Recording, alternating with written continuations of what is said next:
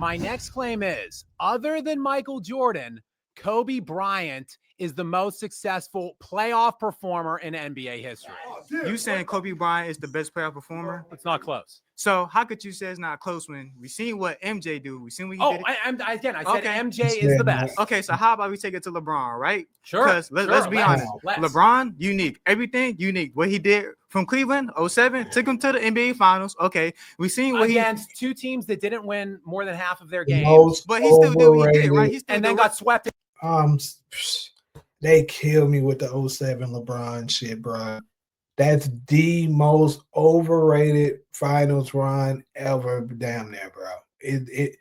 The only one that's probably more overrated than that is LeBron's other finals run of 2018.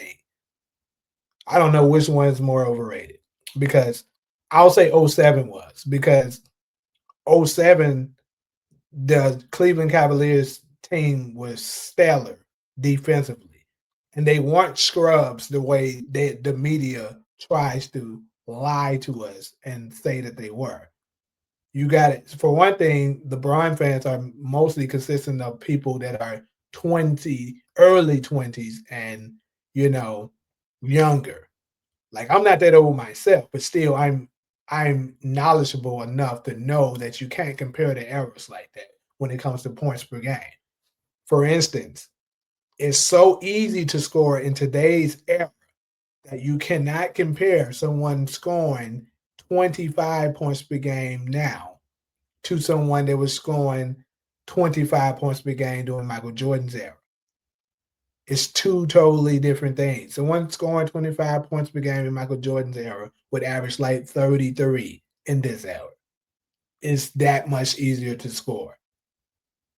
But they act like they don't understand that. The reason why I said that is because you might say something about Ilgakis, who may have averaged probably 11 points per game during that time. But keep in mind, during that 07 era, the same era that we just talked about that Kobe played in, the pace was way slower, so they scored way less points. So Ilgakis 11 points per game would probably be more equivalent to 18, 19 points per game in today's era. That's pretty decent for you to have. And Mo Williams, his 18 or whatever that he averaged would be 25, 26 today, probably. So LeBron had him. And like I said, they were great defensively, and they were a great rebounding team as well. Also, the Eastern Conference, LeBron got carried to the finals. They covered that up, but he got carried. You go back and look at the numbers. LeBron underperformed. A lot of the Cleveland players had to step up. He still derailed Ben Wallace. He still derailed. No, Ben Wallace was not on that team in 2007. He was on Chicago that year. Okay, you got me, but still took out Detroit, right? Still was taking who won two more games than Cleveland and had the same net differential that year. They were identical teams. Then he gets into the finals with the top 3 net rated defensive team. They were in 1-possession games against the Spurs and got swept. But let's take it to the Heat, right? Let's take it to the Heat. Oh, let's take it to the Heat. Yeah, three-peat, even though he did not three-peat. He did three-peat, but he made 3 appearances, right? He went to 4 straight and he won 2. Okay. He did his thing there. Then he went to Cleveland. It was a bunch of scrubs, even though he had Kyrie. The year before, the team up in Cleveland when he left Miami to go to join an ascending all-star guard in Kyrie Irving. Do you remember what was happening in the NBA at that same time? Do you remember something called Riggin for Wiggins? Because every NBA team was trying to get Andrew Wiggins. Guess who got Andrew Wiggins? Guess who got him? Cleveland. They won the draft lottery. They got Andrew Wiggins, and because he was so coveted, they managed to flip him for Kevin Love. Kevin Love that year before he went to Cleveland. Hold on. Okay. Kevin Love was top 3 league-wide. Yeah. In box plus. I got to give him a little bit of prop. He do have a Phoenix Suns jersey on them, so he get a little props for that. So I ain't going to go too hard on him. But you did wrong, my boy. Minus value over replacement and player efficiency rating. He was 2nd or 3rd in all those metrics behind only LeBron James and that league's MVP, that year's league MVP, Kevin Durant. That was Kevin Love. He was 2nd team All-NBA, and if there was not positionality, that year in the All NBA. He would have been first team All NBA. That was the third option in Cleveland. You're gonna let me talk. Hold on, you said those were scrubs in Cleveland. They all wasn't scrubs. Okay, you're right. You got Kevin Love, you got Kyrie Irving, but who do they need? They needed LBJ. They needed LBJ. Who did Kobe Bryant need? He needed a whole roster plus the bench. Derek Fisher. Who else? Never an all-star. Trevor Ariza. Never an all-star. Paul Gasol. One-time all-star. Do you know who Kobe Bryant's third leading scorer was on the Shaq teams in the second and third title? Derek Fisher, who played in. He was clutch. He never made one all-star team. Never won All-NBA designation his entire career. Not everybody's a star, bro. Not everybody's a star. But LeBron had stars at every stop he went after he left. Every stop. He did though. He really did. He did. He had 2 co-stars, bro. He did. He had Chris Bosh and Dwayne Wade. Then he jumped to Kyrie Irving. Okay, back to Miami Heat. Then he went to back to Miami Heat. Fuck that. Then he want to talk about the bench. Hey, man, nigga, LeBron had a bench too. What is this man talking about? When he was in Miami, nigga, Ray Allen was on the bench. Rashard Lewis was on the bench. Birdman was on the bench. Norris Cole ain't a great player, but I'll mention him, was on the bench. Mike Miller was on the bench. What is this nigga talking about? LeBron had a bench too. Then you moved to Cleveland. Amon Shumpert was on the bench. J.R. Smith, it depends, here and there was on the bench. At one point, he had Kyle Korver on the bench. Who else was on that Cleveland team doing his run with Cleveland? Like, bro, this man had role players. Stop trying to act like Tristan Thompson wasn't on the bench, but he was a nice, solid role player. He wasn't a scorer, but he was great defensively, and he was great at rebounding. Then you move on to the Los Angeles Lakers team that he has now. Same fucking thing.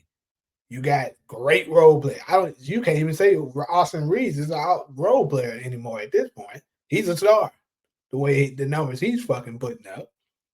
Then you got DeAndre Ayton now, which is crazy that's your fourth fucking option. DeAndre Ayton's your fourth option right now, who's actually starting to really pick it up. Motherfucker, he messed my parlay up today. Motherfucker was serving. And then let's see who else they got. They got Marcus Smart. You got Rui Hash.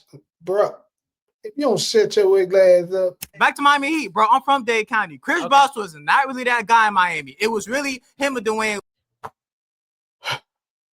I'm sorry, y'all. This mind's so damn ugly, bro. Take that jersey out. But why do you have a Phoenix Sun jersey? Take that shit out, you ugly ass nigga. I said I wasn't gonna go that hard on him, but this mind got to be stopped. Chris Bosh was not that.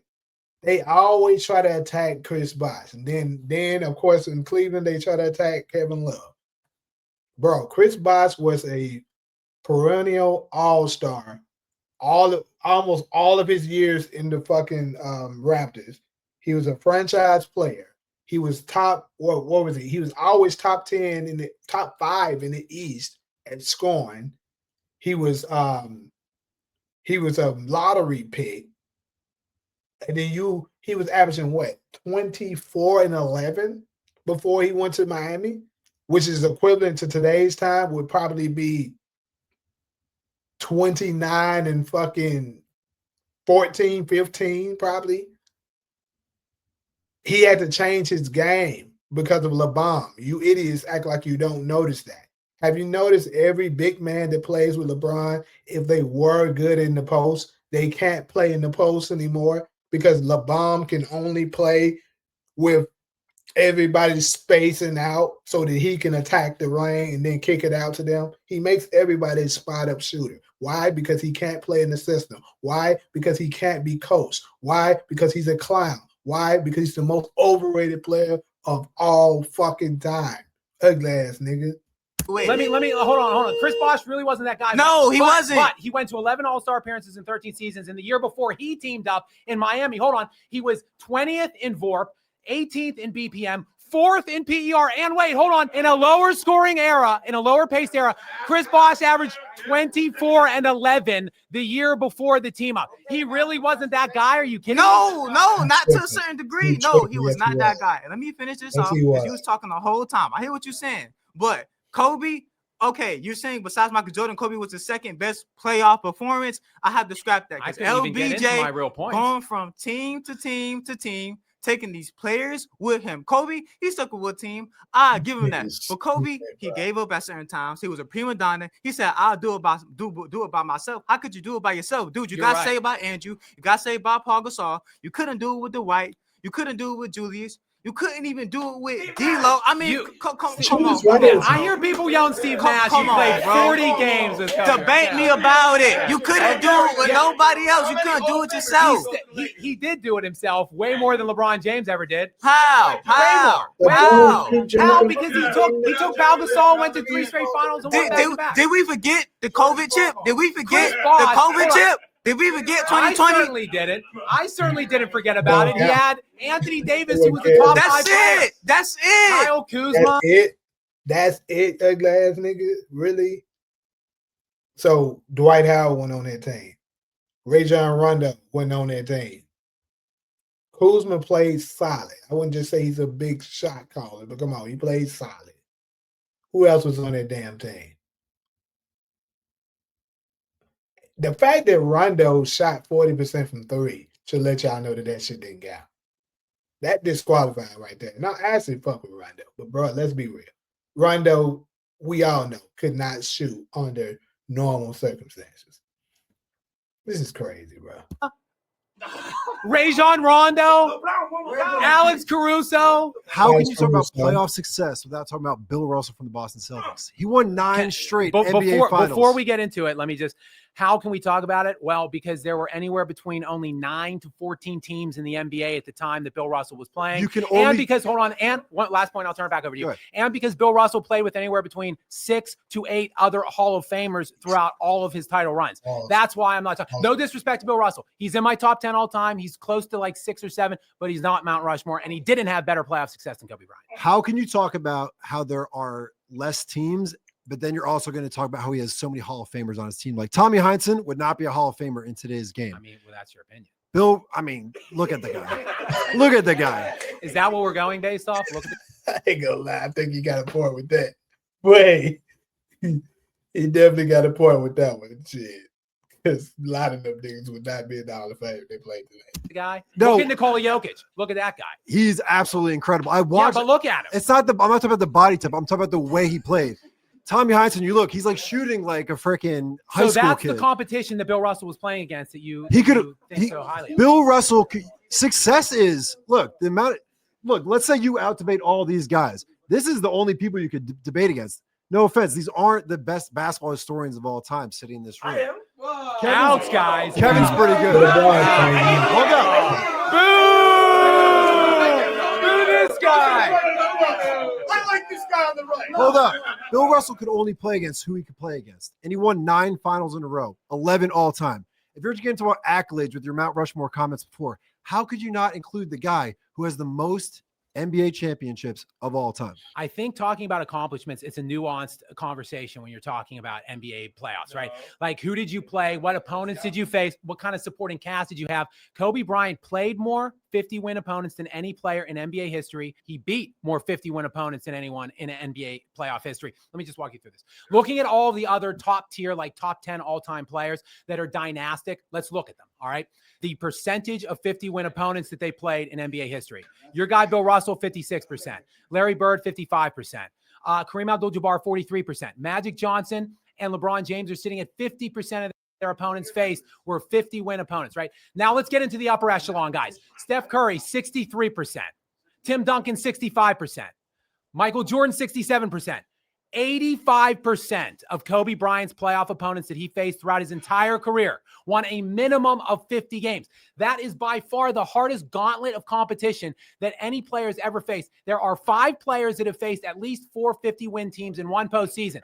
That would be the 95 Rockets, the 2024 Dallas Mavericks, and then the 2001 Los Angeles Lakers, the 2008 Los Angeles Lakers, the 2010 Los Angeles Lakers. 3 Kobe Bryant teams, and 2 of those 3 had Pau Gasol, not Shaquille O'Neal, and he still won 5, though. He still went to 7 finals and won 5 of them. I'm getting you're throwing so many numbers out there right now. I know. And it's hard to argue the against. only 2 numbers that matter are 9 NBA championships in a row and 11 all time. Who is the second most NBA championships of all time? Is it Robert Horry, one of Kobe's old teammates? No, probably one of the other 7 That's Hall of probably Famers true. on Boston's So, team. another stat I'd tell you. Guess how many times Wilt Chamberlain beat Bill Russell in the playoffs for the NBA Finals? 0. That guy scored 100 points, one of the most dominant players of all time. The only number that matters when you're talking about NBA playoff success is the 11 championships that Bill Russell has. I see a Wheaties box with Bill Russell holding his 11 rings in his hand. The rings would barely go above his fingers because there's not nearly as many as Bill Russell has. Fair. Give Kobe 7 Hall of Famers and play 8 teams. So you're a big Kobe fan, right? Well, I'm more of a historian and a supporter of greatness. Why are you a Kobe fan? His tangible on-court product, Okay. coupled with his accomplishments, Okay. make him an undeniable top 3 What does all-time Kobe player. stand for? The word Kobe. You're a Kobe fan, right? What does the word Kobe mean? Well, he was named. What the hell does that have to do with anything like that, nigga? Who gives a fuck what his name stands for? Specifically, he was named by his parents because they were eating in a Kobe steakhouse when his mother Pamela was pregnant with him. So tender meat, right? Tender meat, right? Kobe's tender meat, right? So let's talk about, you like numbers, right? What is the average PER? I mean, they support things, yeah. Wait, Mr. Scully, what is the average PER in the NBA? Just Skap. Skap, Mr. Skap, like Skap. Okay, what is the average PER? That's Scalp. You get it? What is the average PER? What do you mean by average? Like, what's the average PER for Let's players talk in the NBA? about. Well, we could talk. The average We could talk about all time. Okay, player efficiency rating. Yeah, it's 15 in the league. That's the average. Yeah. Kobe's at 22.7. Okay. Kobe is a great player. Yeah. But he's not elite. Okay. LeBron and MJ, their PER is 27. Okay. For both. Okay. So Kobe is a construction worker. Okay. Kobe's a mechanic. I feel Kobe is hold on, bro. Kobe's an average human being. He's not. He doesn't have any generational talent. He just worked really, really hard. LeBron has generational talent. Michael, generation. What is that saying though? Hard work beats talent if talent won't work. LeBron is a perfect example of talent that won't work as hard. I'm not saying LeBron doesn't work hard at all, because I'm sure that he does. But let's be real. When LeBron first came into the league, he was a poor shooter. He wasn't the greatest ball handler. He turned the ball over. He couldn't make free throws.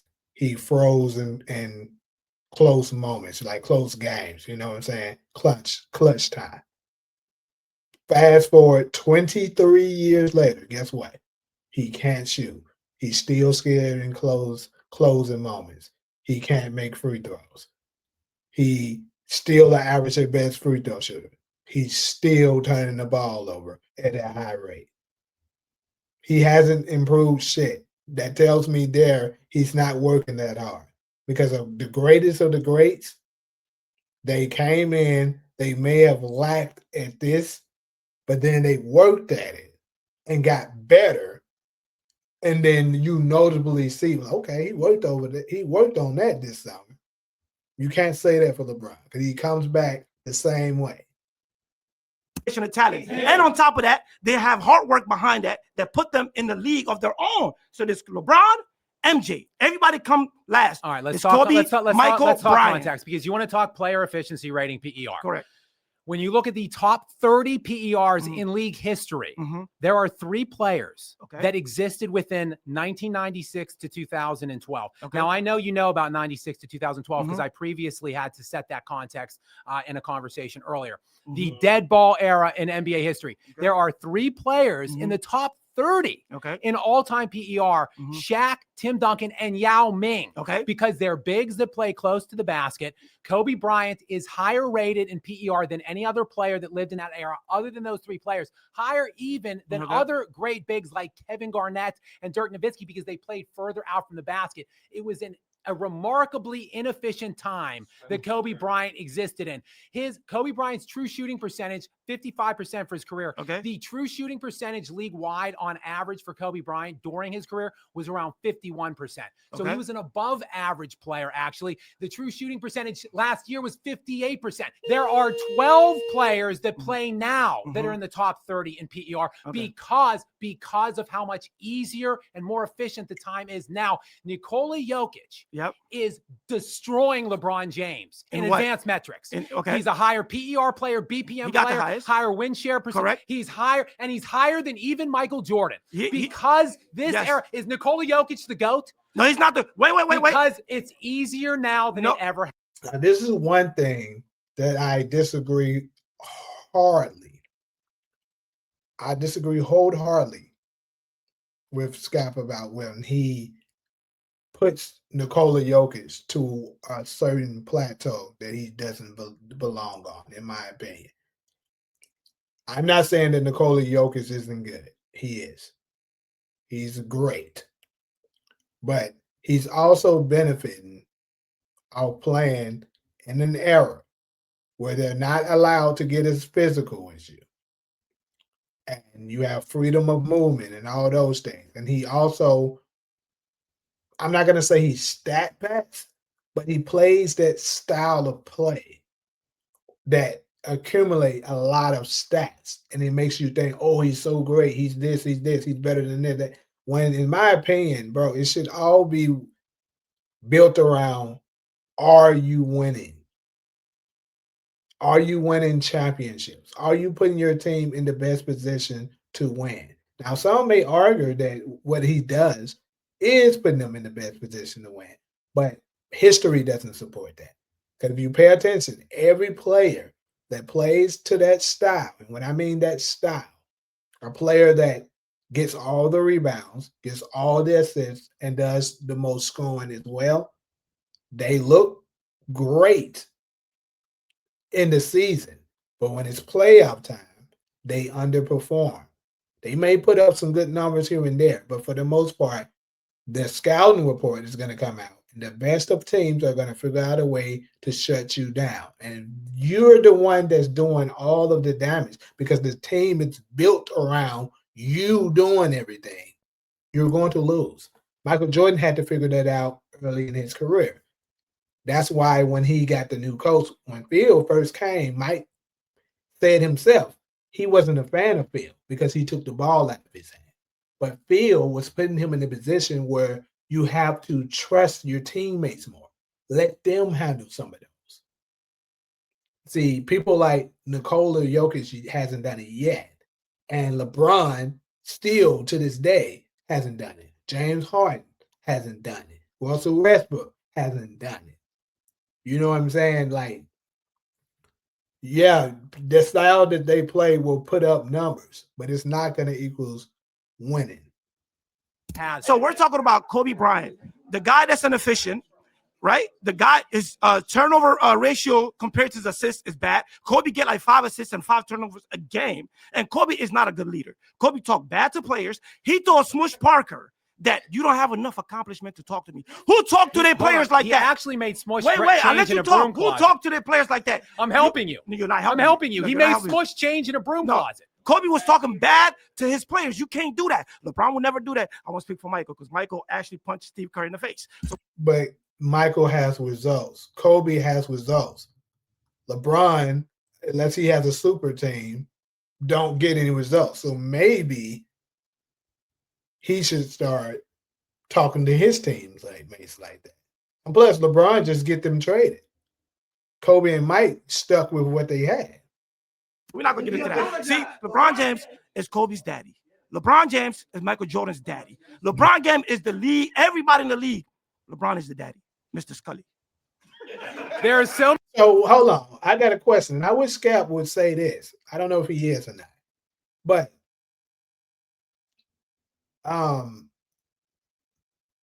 does that make Steph Curry LeBron's daddy? Because he whooped his ass several times.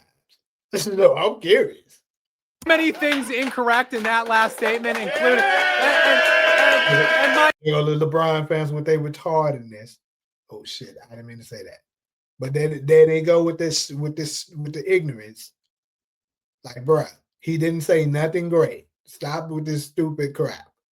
You guys are clowns. My name isn't even the most incorrect thing that he said. My next claim is that no player in the league today